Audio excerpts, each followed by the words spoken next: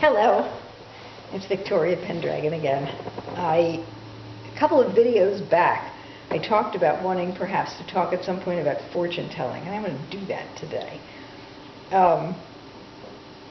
Fortune telling, of course, is what they used to call tarot card reading, or some people just read regular cards and told your fortune.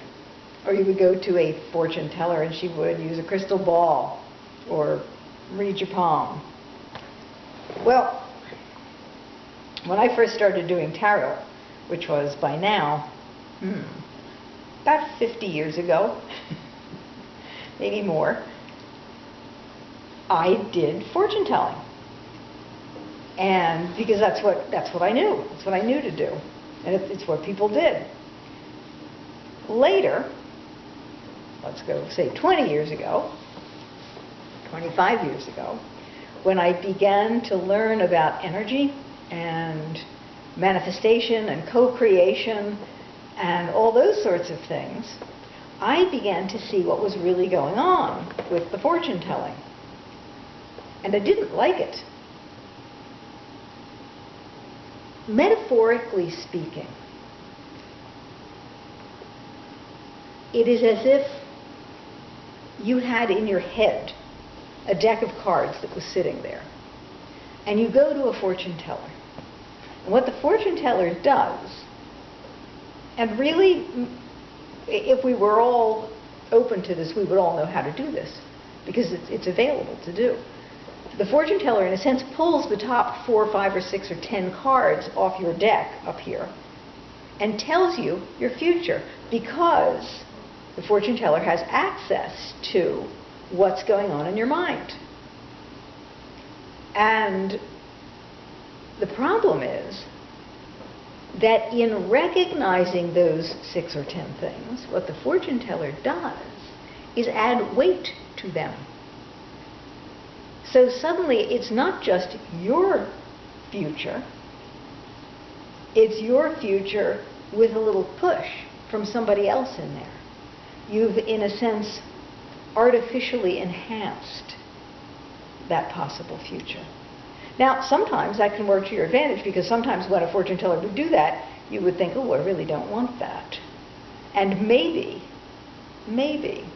if you had no fear, it would go away, it would disappear as an option.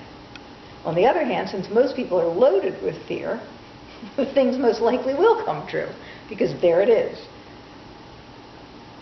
And maybe they tell you about the death of someone, and that person doesn't die. Well, that was a card in your deck. In the person who died or didn't die, they have cards in their deck as well. And maybe it wasn't, they changed the order, not time. So that's why some things happen and some things don't happen, because none of us does any of this creation alone. We don't make things happen. I don't make a thing happen. Not without other people. I don't. None of us does. We don't do it on our own. We have other people. And in the case of fortune telling, the fortune teller becomes one of those other people and becomes a very influential one of those other people, because there you are, and it is as if that person can read your mind, and you're impressed. And that adds energy to the thing. But it also detracts somewhat from your hand in the matter. And your hand in the matter matters. So when I read cards, I began, I don't know how many years ago, perhaps about 20 years ago, I began not telling fortunes. I began doing what I do today, which is to say, you come to me, I lay your cards out, and I will tell you, okay, these are the energetic options that you're setting yourself up for. That's very different. That gives you a lot of play, knowing your energetic options. Because you may say to yourself, oh look, I'm generating some hesitation or fear. And what might that be around? And then you can also use the cards when you're doing that to say, what do I have available to me energetically that might allow me to switch this direction, might allow me to move in another way? Everything energetically is very fluid. Very fluid. And if you, the moment you get up and step away from the table, you change something. Everything changes all the time. So I don't recommend fortune telling.